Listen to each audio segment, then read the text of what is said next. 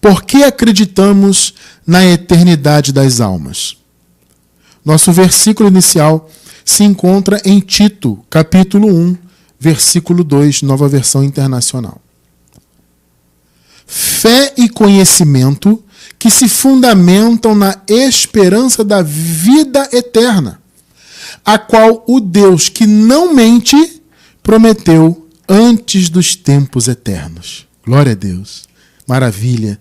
Igreja preciosa do Senhor, povo santo, amados, mais que vencedores, selados com Santíssimo Espírito prometido por Deus. Povo mais do que vencedor, abençoados com todas as bênçãos espirituais. Meus amados irmãos, hoje vamos mais uma vez falar desse assunto maravilhoso, que é o assunto das almas, que vem a ser o assunto da vida eterna.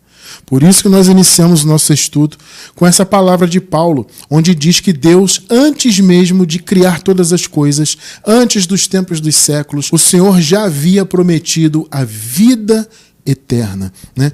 Irmão Cristiano, o que isso tem a ver com as almas? Na verdade, tem tudo a ver com as almas, tá? Então vamos tratar desse assunto hoje e vamos então responder a essa pergunta do tema, né? Por que nós acreditamos nisso?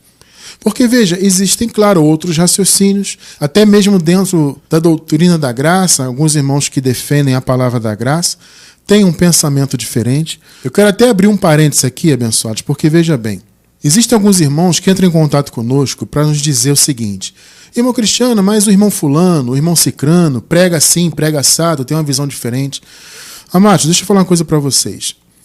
O nosso ministério aqui, ele nunca teve ligação com nenhum outro ministério, nenhuma outra convenção, tá? Nunca houve, ou pelo menos eu, particularmente, ministerialmente falando, nunca participei de nenhuma convenção em graça, tá? Mas veja, claro que eu respeito todos os irmãos. Eu não tenho absolutamente nada pessoal contra irmão nenhum.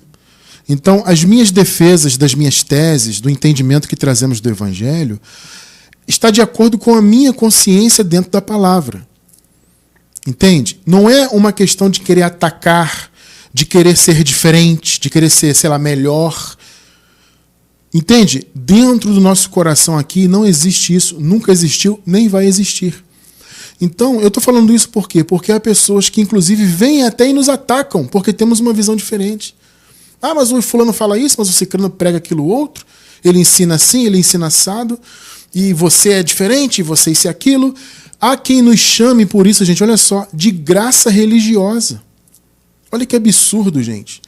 Isso, para mim, particularmente, é até um ataque pessoal. Eu me sinto ofendido, de certa forma, gente. E olha que eu sou atacado, gente, há muitos anos. Vocês sabem disso, né?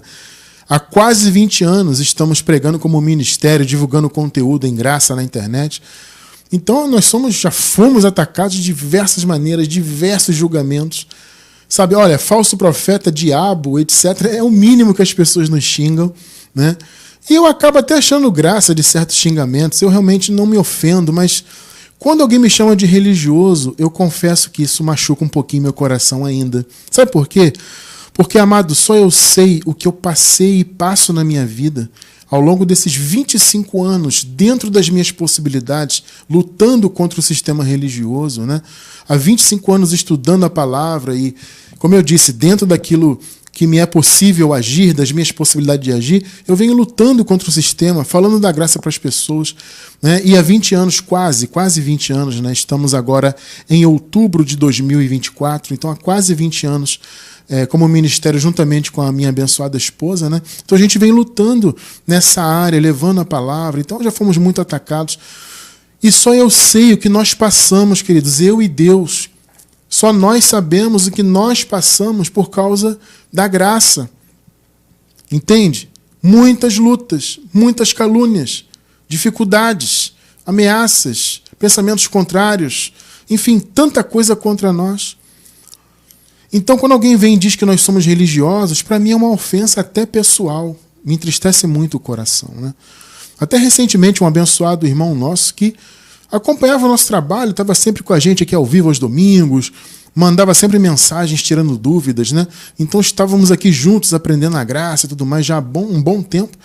De repente a cabeça do irmão virou, não sei o que ele andou assistindo por aí, a mente virou, o irmão começou com uns assuntos estranhos e passou a nos chamar de religiosos. Paciência, né? Veja, amado, olha, você, claro, não é obrigado a crer como eu creio.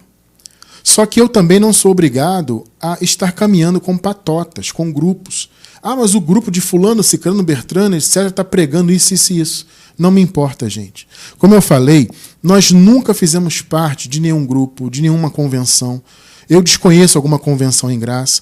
Para não dizer que nós nunca estivemos unidos, de certa forma, com outros pensamentos em graça, há mais de 10 anos, nós fizemos parte de um site. Houve um site onde teve uma reunião de pregadores, de pessoas que defendiam a palavra da graça naquele site.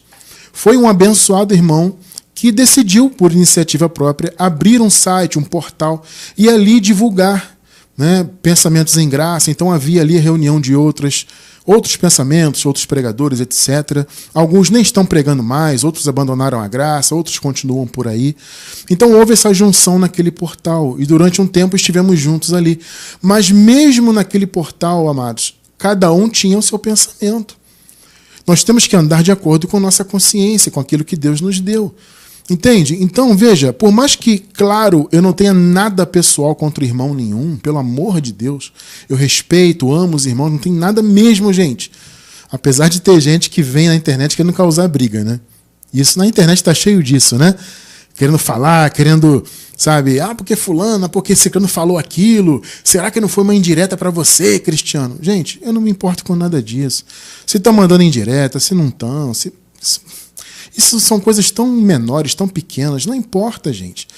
O importante é a graça ser conhecida pelas pessoas. E o importante é nós estarmos bem com a nossa consciência. Vocês estão entendendo? Então, se há pessoas que pregam diferente, tudo bem, cada um anda com a sua visão.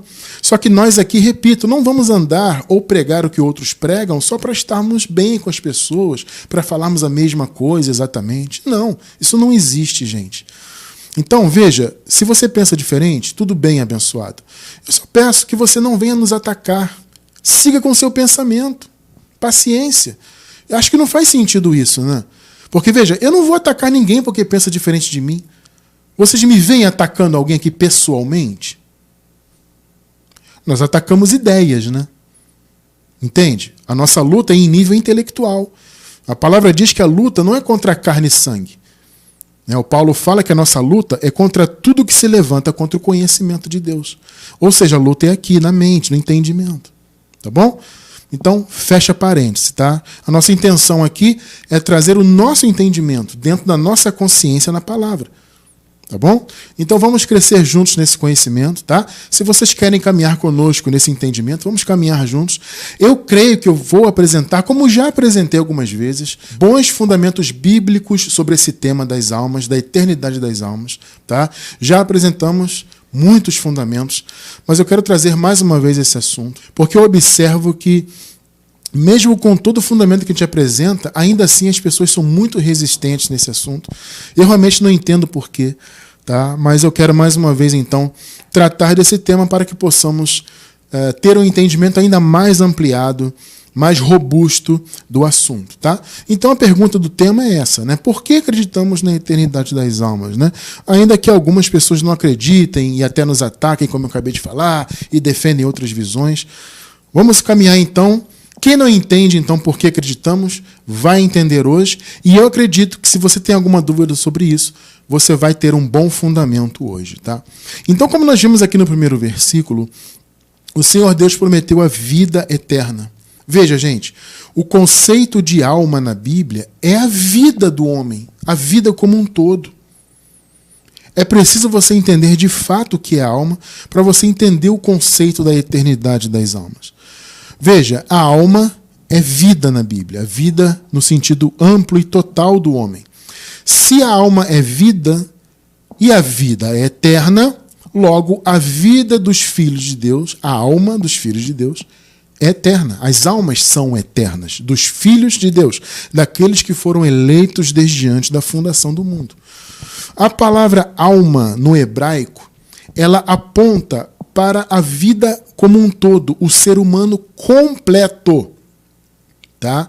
Não apenas as emoções. Existe esse erro de conceito, onde as pessoas pensam que a alma são apenas as emoções. É a junção das emoções, das nossas experiências, etc. Então você se apaixonou, você se irou, né? Você ficou alegre, você teve uma experiência aqui a colar na terra. Isto é alma. Veja, gente, isso é um reducionismo do sentido de alma. É claro que na alma contém as emoções, eu já expliquei algumas vezes isso aqui, né? Ou seja, na alma estão as emoções, na alma estão os sentimentos. A alma também é responsável pela vida biológica, pela vida mecânica, porque o nosso corpo só tem vida mecânica, ou seja, o coração bate, o sangue circula, o cérebro funciona, etc., porque a alma está presente nele. Só que a alma também é a junção dos nossos talentos. Todos nós temos talentos naturais, que inclusive já nascemos com eles. Existem também habilidades que nós obtemos durante a vida, estudando e praticando, etc. Então, talentos, habilidades, a experiência de vida que temos armazenada em nosso entendimento, todo o conhecimento adquirido, tudo isso faz parte da alma. Só que a alma não são apenas pensamentos. A alma é todo o conjunto da vida do homem. Tá? Então é bom você entender isso. Então, alma, na Bíblia, gente, é sinônimo de vida. Não são apenas emoções, que as pessoas pensam isso, né? Ah, irmão Cristiano, a alma são só emoções, só coisas terrenas, então quando o corpo morre, a alma morre e acabou. Bom, a Bíblia me apresenta algo diferente, tá? Então eu quero que vocês entendam esse conceito de alma de uma vez por todas. Alma é a vida como um todo. Ela vem do hebraico nefesh. Então essa palavra aponta para a vida do homem como um todo, todos os conceitos da vida, como eu falei, desde a vida biológica, emoções, talentos, conhecimento. E veja, o principal de tudo é o seu eu. Entende? A alma, a vida que Deus te deu, é quem você é, de fato. Entende? Porque, como eu sempre digo aqui, nós somos triúnicos. Fomos criados espiritualmente nos céus? Sim, antes da fundação do mundo? Sim. Só que o Senhor nos tornou triúnicos. Porque nós não somos apenas espíritos. Os anjos são espíritos apenas e sempre serão espíritos. Mas nós não. Deus nos deu um outro destino, de sermos humanos, de sermos triúnicos. No caso dos filhos de Deus, nós somos corpo, alma e espírito. Se nós somos isto aqui na Terra, também seremos na eternidade. Já vamos chegar lá nesse detalhe, tá? Então veja, a palavra nefesh no hebraico aponta para isso, para a totalidade da vida, todos os sentidos da vida do homem. Só que tem um detalhe importante, amado, que nós temos que entender. A visão hebraica a respeito da vida, da alma no caso, é que ela é indivisível do corpo. É importante a gente entender isso também, porque há esse pensamento também no meio de alguns raciocínios que nós encontramos por aí. Inclusive dentro da graça, né? Onde diz que a alma e o corpo não se separam, é uma coisa só. Veja, esse é um pensamento hebraico. Tá? Essa palavra nefesh realmente aponta para isso. Entende? Para a totalidade da vida, a alma é a vida do homem como um todo, porém ela é indivisível. E isto na visão hebraica. Infelizmente, alguns irmãos, mesmo em graça, estão caminhando nessa visão hebraica. Vamos ler aqui a referência bíblica, né, para não ficar nas minhas palavras, onde nós encontramos essa palavra, nefesh, né, se referindo à alma, a vida como um todo. Nós encontramos lá em Gênesis, capítulo 2, versículo 7. Um detalhe importante. Eu vou ler aqui, assim como outros versículos hoje, na versão Almeida Revista e Corrigida. Estou deixando isso bem claro. Nós costumamos usar bastante aqui a Nova Versão Internacional, porque eu entendo que ela é uma versão equilibrada. Mas a Nova Versão Internacional ela tem também lá suas caneladas, né? Então um dos problemas é que ela oculta bastante a palavra alma em muitas passagens bíblicas, onde a palavra alma está no texto original, na língua original no caso, né? Então a palavra alma aparece no hebraico, aparece no grego, e a Nova Versão Internacional acaba ocultando. Então, como é importante para o nosso estudo ressaltarmos a questão da alma, por isso eu trago essa versão, onde ela trouxe, essa e outras versões trazem, né, a palavra alma traduzida, não oculta. Tá? Então vamos lá, Gênesis 2,7. E formou o Senhor Deus o homem do pó da terra, Observe aqui uma coisa muito importante, gente. Você observa aqui 2 momentos. Você vai entender que a visão hebraica de que a alma e o corpo são indivisíveis, pelo menos na minha visão, não faz sentido. E acredito que na visão do apóstolo Paulo também não faz sentido. Apesar de Paulo ter sido judeu, hebreu, etc., claro que Paulo viveu esses conceitos antes do Evangelho, mas a partir do Evangelho o pensamento de Paulo mudou sobre isso. Porque aqui, logo no Gênesis capítulo 2, nós observamos 2 momentos aqui, né? O momento onde Deus formou o homem, criou o seu corpo, e um segundo momento, onde ele soprou em seus narizes, ou narinas, né, o fôlego de vida. Observe que Deus não criou o corpo, e o corpo já foi criado com vida imediatamente. Você consegue observar esse detalhe aqui? Ah, irmão Cristiano, mas aparece a palavra corpo que Deus criou aqui no hebraico? Não aparece. Mas você observa que o homem já tinha nariz. Olha o detalhe. Ou seja, o corpo já estava criado antes do fôlego de vida ser atribuído. Então, havia o corpo antes, só que esse corpo não tinha vida. Não era ainda um ser vivente, uma alma vivente. Vocês estão entendendo? Então, Deus criou o homem, criou seu corpo. Tanto que o homem já tinha suas narinas. E aí, em um segundo momento, o Senhor soprou, e hoje eu vou falar desse conceito do sopro, tá? O Senhor soprou fôlego de vida. E o homem foi feito, portanto, alma vivente. Perceberam? O homem passou a ter vida. A palavra alma, nefesh, ela pode significar ou ser traduzida como alma ou ser vivente. Então ali aparece nefesh hayah, ou seja, ser vivo, alma vivente. Então antes do sopro havia o corpo. O corpo estava criado, havia as suas narinas, mas não tinha vida. Então você observa que a alma foi um segundo momento. A alma não foi criada juntamente com o corpo, ou o corpo e a alma são uma coisa só, como os hebreus antigos pensavam, e muitos pensam até hoje. Não, foi criado o corpo. Aí o Senhor, em um segundo momento, soprou a vida, o fôlego de vida. Tá? Então o homem passou a ser o quê? Nefesh hayah, alma vivente. Como eu falei, é a vida como um todo, é o homem completo. Só que para os hebreus antigos o pensamento era o seguinte: o homem era indivisível. Alma e corpo eram uma coisa só. Só que na verdade não é. Só em Gênesis 2, 7, você já observou 2 momentos. Primeiro o corpo, depois o sopro da vida. E agora eu quero abrir um parêntese e falar dessa questão do sopro. Porque há uma confusão aqui, porque sopro nos remete a espírito. Porque a palavra espírito no grego é a palavra pneuma.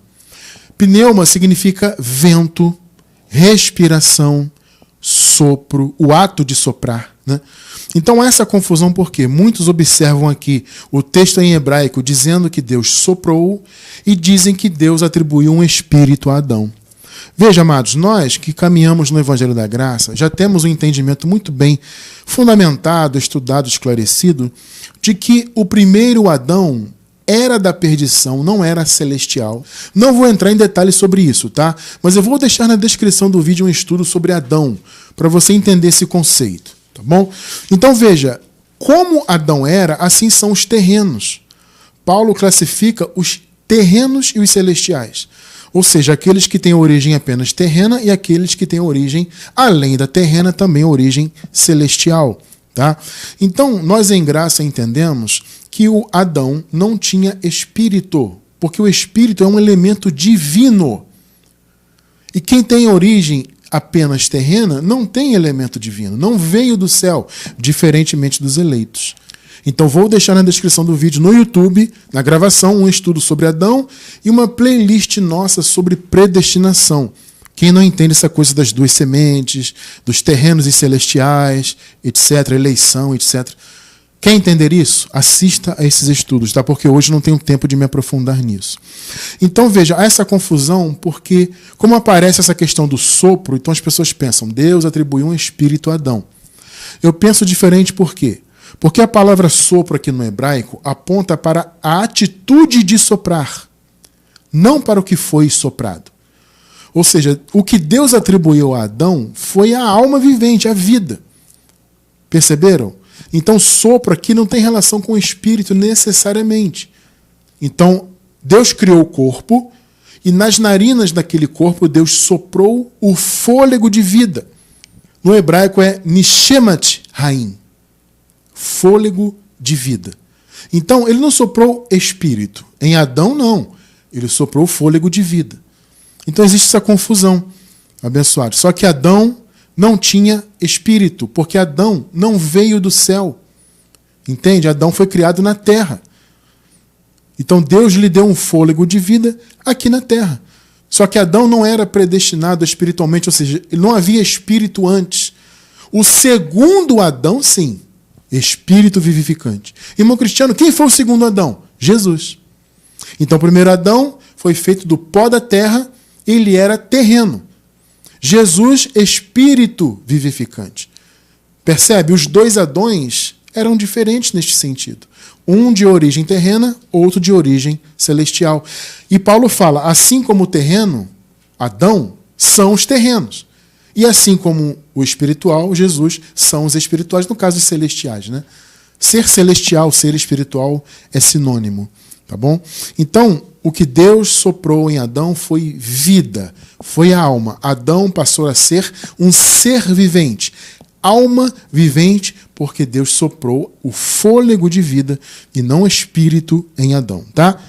Fecha parênteses. Vamos ver agora o equivalente a esse texto de Gênesis 2:7, o Paulo falando em 1 de Coríntios 15:45. Assim está também escrito: o primeiro homem, Adão, foi feito alma vivente, ser vivente. Perceberam? É a mesma passagem de Gênesis 2:7. Paulo está citando. Por isso que ele diz, está escrito. Tá? Aqui aparece a palavra psique, que alguns dizem que é apenas pensamentos, emoções. Não. A palavra psique tem o mesmo sentido de nefesh no hebraico. É a vida como um todo. É o ser completo. Perceberam? Não são apenas emoções, pensamentos, etc. Não. É a vida. Por isso que eu sempre digo aqui, gente, alma é vida. Tanto no sentido do hebraico, nefesh, quanto no sentido vindo da palavra no grego, psique. É a vida do homem como um todo. Só que, abençoados, o apóstolo Paulo, diferentemente do pensamento hebraico, ele apresenta o ser humano como alguém triúnico. Ou seja, os elementos que compõem o homem não são indivisíveis. Há 3 elementos distintos: o corpo, alma, espírito. Espírito, no caso dos celestiais, da boa semente, né? Daqueles que foram eleitos por Deus.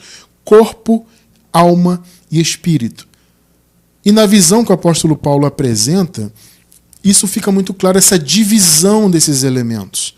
Entende? Então, mas, irmão Cristiano, como é que eu posso comprovar isso biblicamente? Há uma citação que é o fundamento desse raciocínio, que alguns chamam aí teologicamente de tricotomia, né? Porque são 3 elementos diferentes que juntos formam o homem. No caso, o Filho de Deus eleito por ter o Espírito. 1 Tessalonicenses 5:23. Que o próprio Deus da paz o santifique inteiramente. Que todo espírito, alma e corpo de vocês sejam conservados irrepreensíveis na vinda de nosso Senhor Jesus Cristo. Perceberam? Corpo, alma, espírito. O Paulo apresenta a santificação dos 3 elementos distintamente. Então aqui você já começa a perceber que há de fato uma divisão. Não é a mesma coisa, gente. A espírito é a mesma coisa que alma, que é a mesma coisa que corpo? Claro que não, gente. Deus criou o corpo. Em Adão ele atribuiu alma, ser vivente. Perceberam? A vida do homem, o eu do homem, as habilidades do homem, Deus atribuiu a ele. Espírito já é um outro departamento. Esse já pertence àqueles que são celestiais. Então, no caso de nós que somos eleitos de Deus, temos os 3 elementos, corpo, alma e espírito. Agora, observe a palavra falando da divisão de 2 desses elementos. Hebreus 4:12.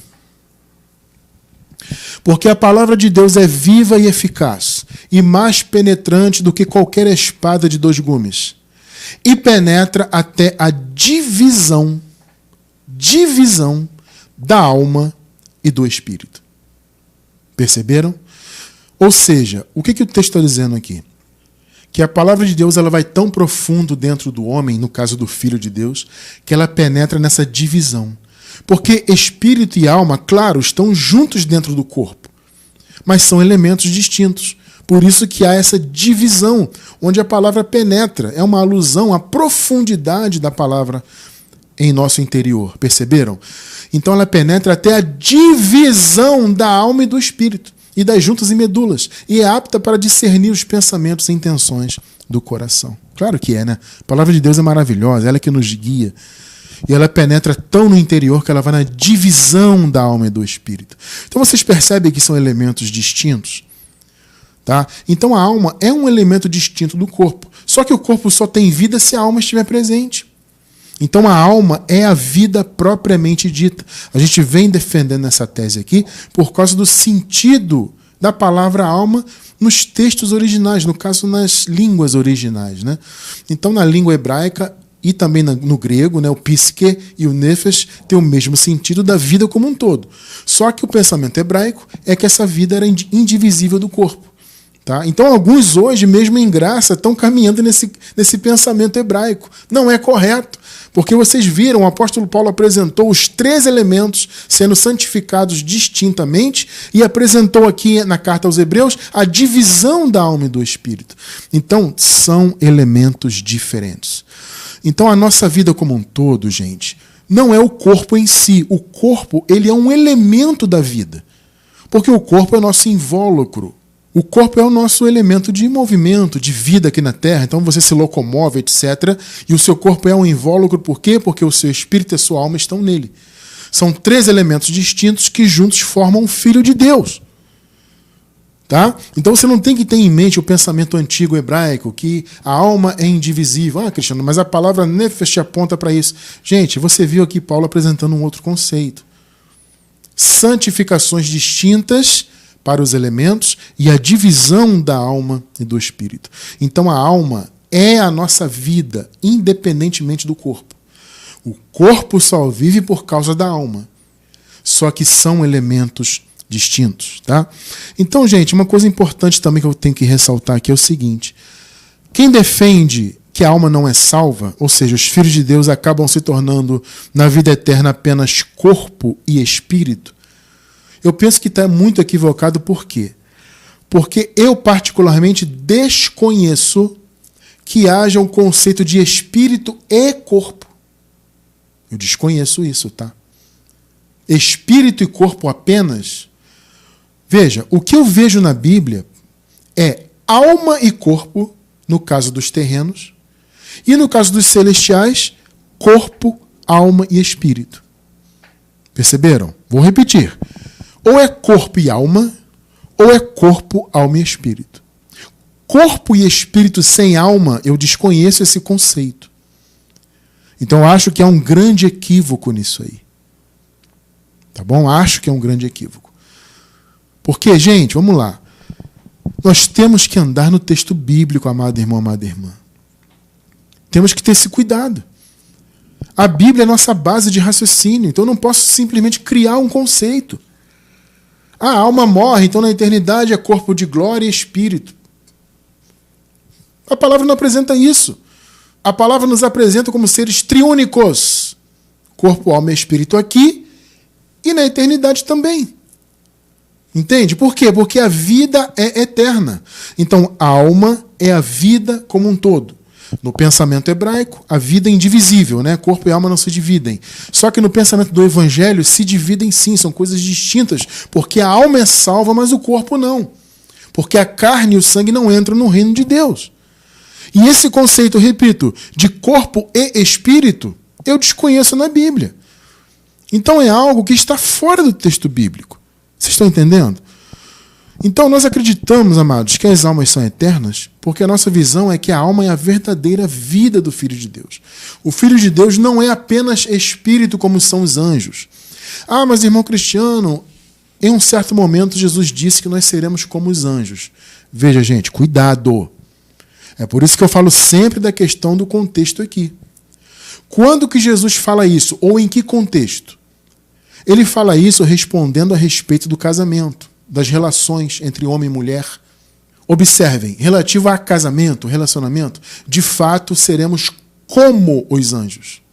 Neste sentido, você não pode tirar do contexto. Então, quando Jesus diz que nós seremos como os anjos, ele não está dizendo que nós seremos apenas espíritos. Não, na eternidade teremos um corpo, porém glorioso, de glória. Não um corpo adâmico, mas um corpo também. Não seremos apenas espíritos fantasminhas, né? Como eu costumo brincar. Não. O espírito é um dos elementos que nos compõem. Os anjos, sim, eles são espíritos e apenas espíritos. Nós não, somos triúnicos, espírito, alma e corpo. Mesmo porque Deus também tem o seu corpo, né? Porque Jesus foi para o paraíso, glorificado lá, e Deus tem alma também. Já vamos ler isso aqui na palavra, tá? Tá bom? Então, quando Jesus fala que seremos como os anjos e não anjos, vê que há uma diferença aí, né? Ser como é diferente de ser o anjo, propriamente dito. Então Jesus fala, nós seremos como os anjos relativo à questão dos relacionamentos. Então não haverá casamento como há aqui, não tem isso. O conceito lá é de irmandade, seremos todos irmãos. Tá? Então, neste sentido, sim, seremos como os anjos. Porém, seremos triúnicos, diferentemente dos anjos. Tá bom? Então nós acreditamos que a nossa alma é eterna, nós que somos eleitos de Deus, porque entendemos que a alma é a vida, e a Bíblia promete, Deus prometeu antes da criação do mundo, que a vida do filho dele, da filha dele, seria eterna. Tá bom? Então, por que acreditamos? Número 1, por causa disso. Porque entendemos que o nosso eu, veja, a alma é isso, como eu falei no início.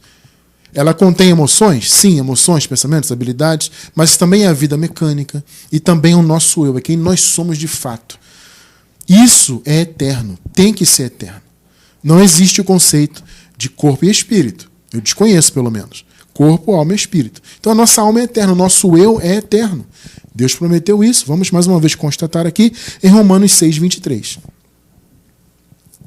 Pois o salário do pecado é a morte, mas o dom gratuito de Deus é a vida eterna. Alma eterna, alma é vida. Em Cristo Jesus, nosso Senhor. Então essa promessa, a vida eterna, gente, é um dom gratuito que Deus deu. Sabe? E veja, não é apenas vida espiritual. Isso não tem sentido, porque veja, se fosse apenas vida espiritual, não precisaria haver nenhum tipo de movimento contra a salvação, porque o Espírito sempre voltou para Deus. É só você parar para pensar um minuto. O Espírito sempre voltou para Deus. Nós lemos em Eclesiastes, Antigo Pacto, que o corpo voltava para o pó e o Espírito voltava para Deus. Vocês vão se lembrar, quando Jesus morreu, o que Jesus disse?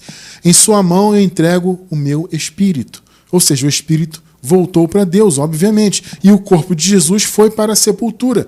E como vimos na semana passada, né, sobre a alma também ficava na sepultura. Havia dois conceitos de Hades, ou de Sheol, de sepultura, de inferno. Tá? O conceito físico, claro, porque o corpo é físico, né? Então os corpos eram sepultados fisicamente, mas havia o conceito de Hades, ou de Sheol, que era a sepultura etérea, onde as almas ficavam presas na morte. Né? Nós estudamos isso na semana passada, quando falamos de ressurreição.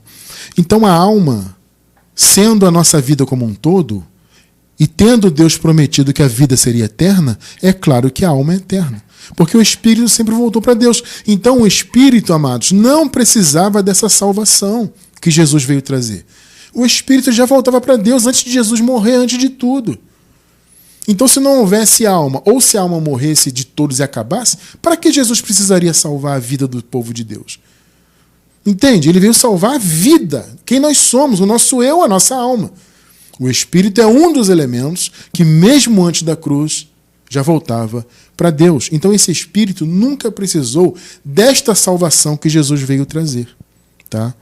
Número 2, por que acreditamos que as almas dos filhos de Deus são eternas? Porque Jesus prometeu que esta mesma vida atual seguiria na eternidade. Tudo que estamos vendo aqui, eu estou fazendo um resumo, porque já estudamos em detalhes, e eu vou deixar na descrição do vídeo o link da nossa playlist sobre a eternidade das almas, Quer se aprofundar nesses detalhes? Estude esse link, tá bom? Então Jesus prometeu, gente, que esta vida aqui seguiria. Eu te pergunto, como é essa vida? Ela é vivida como? Ela é vivida no corpo, na alma e no espírito. No caso, os filhos de Deus. Perceberam? A mesma vida, ela vai seguir. Claro que no paraíso o conceito é outro. Não é corpo adâmico, é corpo de glória. Não é uma alma repleta de coisas terrenas, de males, tristezas, angústias, raiva, ira, ciúme. Isso não tem no paraíso. Por isso que existe a promessa da restauração das almas dos filhos de Deus. É a sua mesma alma, o seu mesmo eu, porém restaurado de tudo que essa terra impôs em nossas almas. Então, o conceito na eternidade é outro. É o espírito habitando em um corpo de glória juntamente com uma alma restaurada. Triúnico aqui, triúnico no paraíso. Tá? João 12, 25. Aquele que ama a sua vida a perderá, ao passo que aquele que odeia a sua vida neste mundo, observe o detalhe, a sua vida neste mundo, a conservará para a vida eterna. A sua vida neste mundo. A vida que você vive hoje, corpo, alma, espírito. A promessa é que você vai permanecer com a sua mesma vida. A conservará para a vida eterna. Você recebe essa palavra? Eu recebo. É a promessa de Jesus. Então a vida que vivemos neste mundo, ela vai continuar. Amar a vida aqui é você amar as coisas carnais, é você priorizar as coisas carnais, é você priorizar os seus interesses humanos. E odiar a vida é odiar tudo isso. Ou seja, é você não priorizar coisas terrenas. É você não priorizar interesses puramente humanos.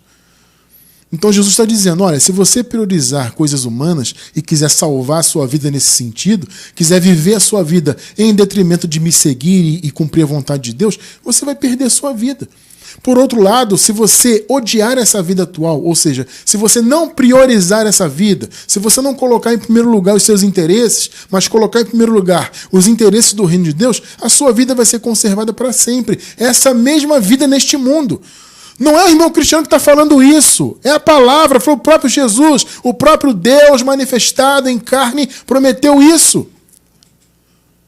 Então, gente, me perdoem, amados, mas a minha consciência não me permite dizer que a alma do Filho de Deus morre. Isso vai contra o que a palavra apresenta. Você quer seguir nesse raciocínio por aí? Fique à vontade, amado, mas eu não. Eu jamais conseguiria colocar minha cabeça no travesseiro e dormir em paz com a minha consciência se eu estivesse dizendo que a alma morre. Então, o seu eu morre?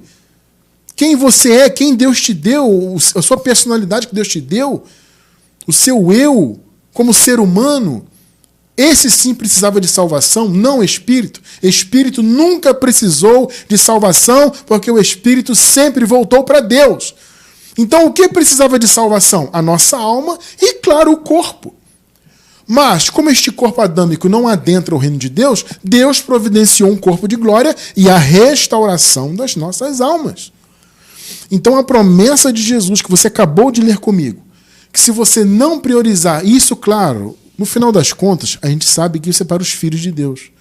Porque o verdadeiro eleito de Deus, ele não prioriza as coisas carnais. Entende? Então é uma consequência, não é a causa, tá? Ah, eu vou ser salvo se eu decidir então priorizar as coisas de Deus, vou ser salvo por isso. Não, você já é salvo antes disso. Consequentemente, você vai ter essa inclinação de Deus na sua vida de priorizar as coisas de Deus. É uma consequência, não a causa. Então, aquele que não prioriza o mundo, que não prioriza os seus próprios interesses, esse é eleito de Deus. E como eleito, ele vai ter a sua vida neste mundo conservada na eternidade. Você leu comigo, gente, na Bíblia. Tudo bem, você pode raspar esse versículo, você pode cortar da Bíblia, fica à vontade. Eu vou manter esse versículo na Bíblia. Eu não vou raspar, não vou inventar teoria. Está escrito, preto no branco. Está entendendo por que nós acreditamos que a alma do Filho de Deus não morre?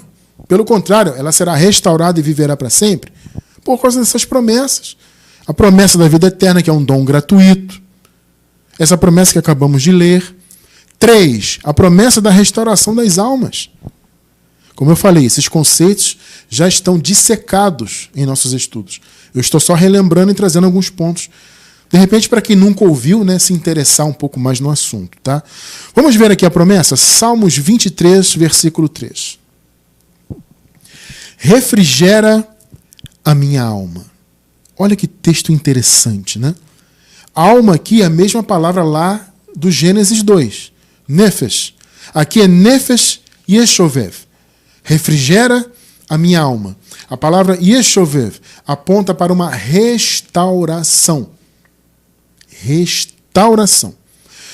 Por que eu não usei aqui, por exemplo, a Nova Versão Internacional? É que eu estou usando a versão Almeida, Revista e Corrigida. Porque aqui também a palavra alma é ocultada na Nova Versão Internacional e aparece vigor. Restaura o meu vigor.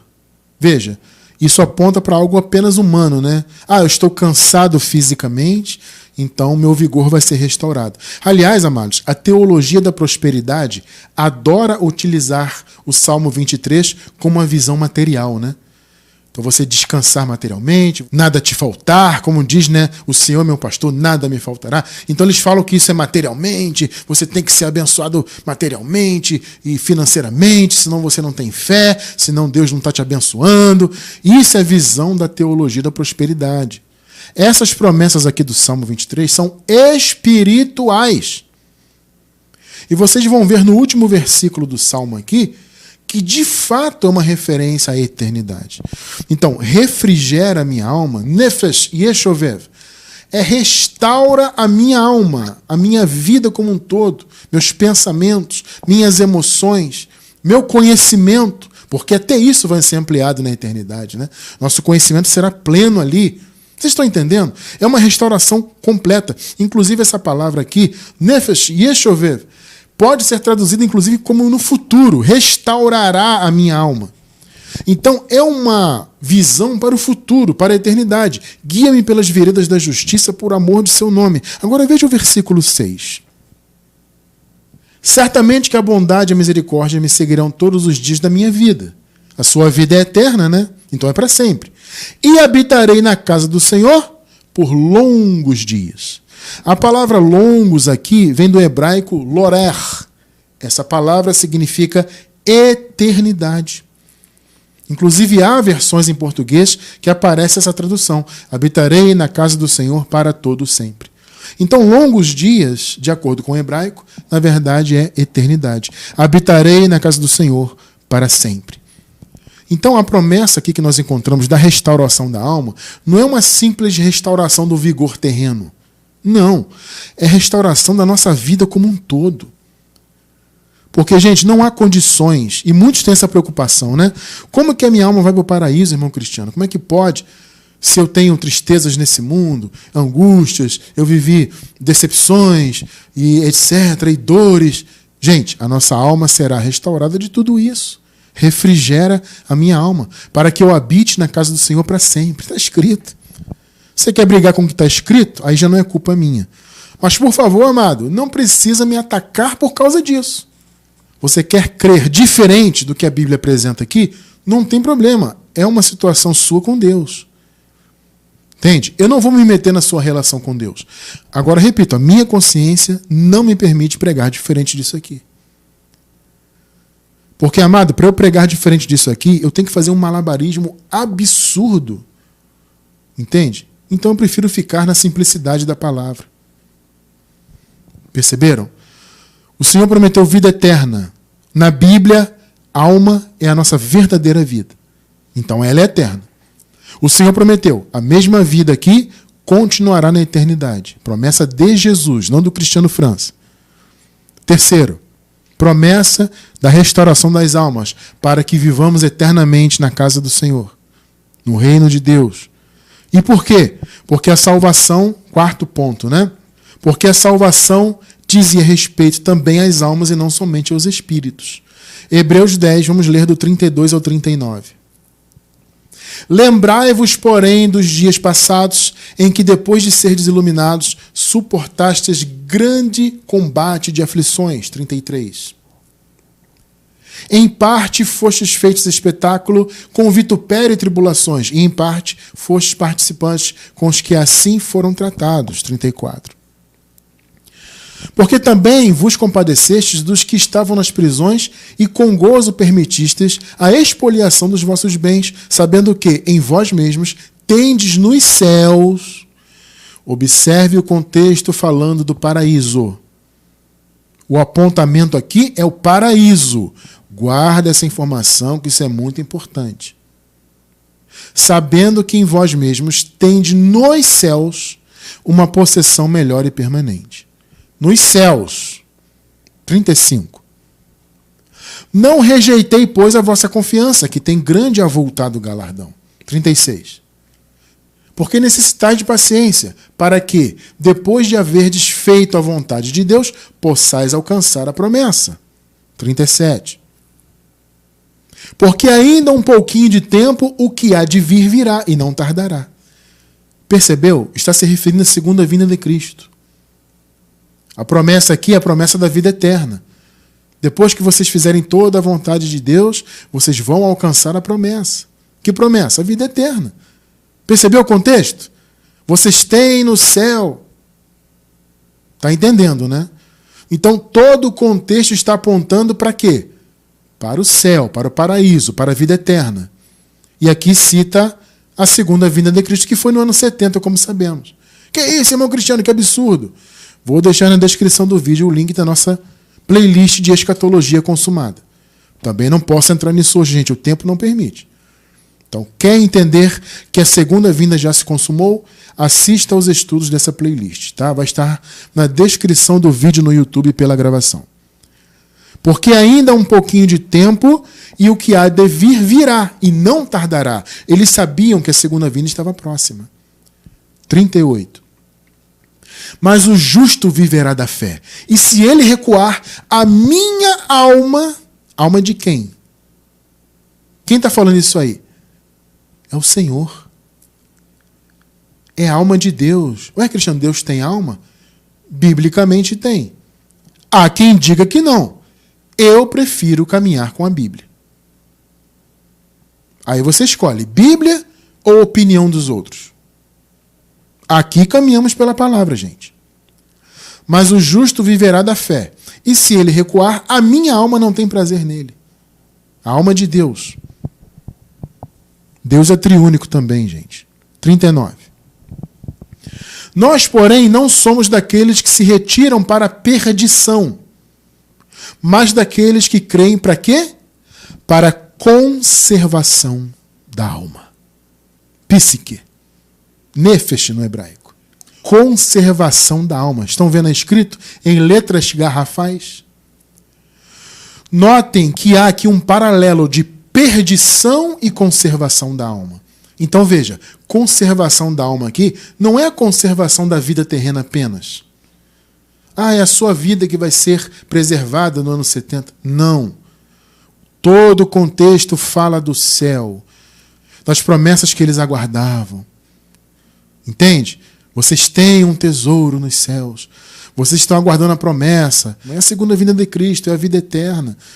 Então, gente, todo o contexto fala da eternidade. Então, conservação da alma é vida eterna.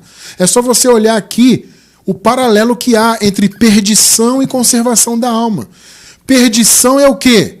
Não ter a vida eterna. Conservação da alma, por outro lado, é ter a vida eterna. Então, a alma do Filho de Deus não morre, ela é conservada para a vida eterna. O conceito de salvação na igreja primitiva era esse, salvação da alma. 1 Pedro 1, 7 até o 9.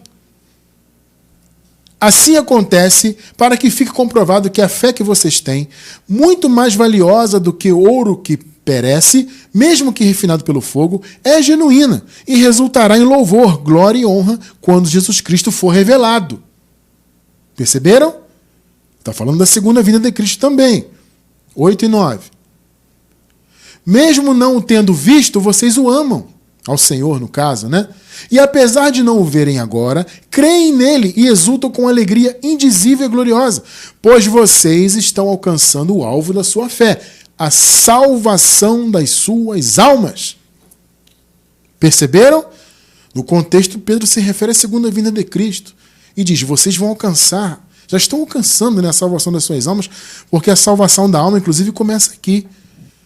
Quando a nossa alma, no aspecto do entendimento, ela é salva.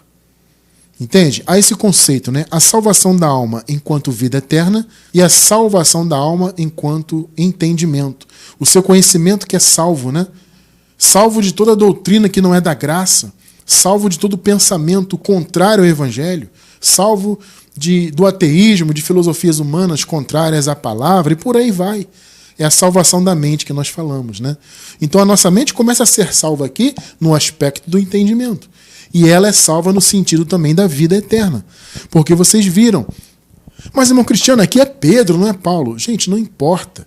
O conceito aqui é que a salvação era da alma. O que eu quero apontar aqui é que o entendimento que eles tinham no geral, inclusive Paulo, é que a salvação dizia respeito às almas. Salvação eterna, conservação da alma, ao contrário da perdição. Vocês leram aqui agora comigo em Hebreus. Conservação da alma. Vocês estão entendendo que o conceito era esse na igreja primitiva? Então não é porque Pedro ou Tiago ou quem quer que seja tenha falado disso. Paulo também tinha esse pensamento porque era o pensamento na igreja primitiva. A salvação dizia respeito às almas. Perceberam? Esse é o ponto. Quinto, por que acreditamos que as almas dos filhos de Deus são eternas? Porque a ressurreição, como vimos semana passada, dizia respeito às almas. Atos 2, 25 a 27. Vamos relembrar. Porque dele disse Davi, sempre via diante de mim o Senhor, porque está à minha direita, para que eu não seja comovido. 26. Por isso se alegrou meu coração e minha língua exultou, e ainda a minha carne há de repousar em esperança. 27.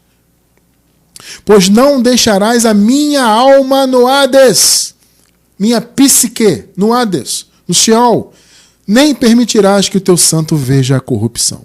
Aqui uma referência à ressurreição de Jesus. Notem que a ressurreição de Jesus foi a primeira da ressurreição definitiva. Então deixa muito claro que a ressurreição dizia respeito às almas. Entende? Ah, mas Jesus ressuscitou no corpo também, Cristiano. Claro, neste sentido do corpo, Jesus foi uma exceção. Nessa nossa playlist de escatologia consumada, há um estudo sobre a ressurreição de Jesus, onde nós falamos sobre essa exceção. Porque a ressurreição, na verdade, dizia respeito à verdadeira vida, que é a alma, como vimos ao longo do estudo. E está claro que a ressurreição de Jesus passou pela alma. Mas não só de Jesus, de todos os filhos de Deus. Salmos 49, 14 e 15. Como ovelhas são enterrados, a morte se alimentará deles. Aqui no contexto o salmista está falando dos soberbos, daqueles que tinham altivez, tá? E ele diz, como ovelhas serão enterrados, a morte se alimentará deles. Os retos terão domínio sobre eles na manhã, e a sua formosura na sepultura se consumirá, por não ter onde morar. 15. Mas Deus remirá a minha alma do poder da sepultura, pois me receberá. Pegou? Deus remirá a minha alma, não é o espírito. O espírito sempre voltou para Deus. Agora, a alma precisava ser remida. O que é remir? É resgatar. Perceberam, gente? Ressurreição era o resgate das almas. Mas o Senhor resgatará a minha alma do poder da sepultura, porque Ele me receberá. Então não é apenas o espírito, a alma também. O espírito já voltava para Deus, mas a alma ficava presa na morte. Promessas sobre a alma. Quer crer diferente? Fica à vontade. Quer me chamar de graça religiosa? Fica à vontade. Confesso que eu me ofendo um pouco porque, como eu falei no início, né, a nossa luta contra a religião já nos rendeu muitas coisas terríveis, né? E, enfim, não vou entrar nisso. Isso acaba nos entristecendo, né? Mas, de todo modo, você quer pensar isso? Fica à vontade para pensar. nós vamos seguir na nossa linha, caminhando dentro da palavra. Eu não vou fazer malabarismo, gente, para negar isso aqui. Quer viver em malabarismo aí? Fique à vontade. Nós seguiremos aqui a nossa linha, tá bom? Eternidade das almas. Existem muitas promessas para as almas. E aqui não vamos negar isso. Tá? Eu quero encerrar com Marcos 8, 35 e 36. Pois quem quiser salvar a sua vida, veja que é o mesmo conceito que lemos lá em João 12, tá? É o mesmo conceito. Pois quem quiser salvar a sua vida, a perderá. Mas quem perder a vida por minha causa e pelo Evangelho, a salvará. Olha só. Você se lembra do conceito lá de João 12? Quem odiar a sua vida vai manter a sua vida para a eternidade. Ou seja, vai salvar a sua vida. É o mesmo conceito aqui. Agora, olha o 36. Pois, que adianta o homem ganhar o mundo inteiro e perder a sua alma? Pegou? Ou seja, é aquele mesmo conceito. Se você priorizar a sua vida terrena, coisas carnais, seus próprios interesses, você vai perder. Aí Jesus pergunta, o que adianta? Você vai investir na sua vida carnal, viver em coisas carnais, vivendo seus próprios interesses mundanos, vai conquistar o mundo todo, no final das contas perde a sua alma. Percebeu? Percebeu que salvação tem a ver com a manutenção da alma? Do que adianta o homem ganhar o mundo inteiro, ou seja, amar a sua vida, querer salvar a sua vida, nesse sentido, né? De não seguir Jesus, de não cumprir as coisas de Deus, aí vai conquistar o mundo. O que adianta se ele vai perder a sua alma no final das contas? Pegou? As almas dos filhos de Deus são eternas. Nós não perdemos as nossas almas. Quem perde a alma é quem não é da salvação. Esses que priorizam coisas carnais. Esses sim, têm as suas almas destruídas para sempre. Os filhos de Deus não. Nós viveremos para sempre. Ou seja, somos triúnicos hoje, seremos triúnicos no paraíso. Porém, lá será um outro conceito. Não é corpo adâmico, é corpo glorificado. Não é uma alma repleta de coisas negativas da carne. É uma alma restaurada, mas é a sua mesma alma. Tá? E, claro, juntamente com o seu espírito. Os três elementos que nos compõem aqui e também vão nos compor lá no paraíso. Essa é a promessa, é isso que nós raciocinamos e é assim que vamos manter o nosso raciocínio. Mas não queremos participar de grupo, alguém que prega isso, alguém que prega aquilo. Nós vamos caminhar na nossa linha aqui. Quer caminhar conosco? Fique à vontade para caminhar conosco. Vamos continuar crescendo em graça. Então eu espero que os irmãos tenham entendido hoje por que nós acreditamos na eternidade das almas dos filhos de Deus. Tá bom? É por tudo isso. Quer se aprofundar? Na descrição do vídeo, como eu disse, vai ter a playlist da eternidade das almas para um maior aprofundamento no assunto. Então, meu irmão, minha irmã, glorifique a Deus pela eternidade da sua vida, da sua alma. Essa é a promessa de Deus e o glorificaremos para sempre por isso.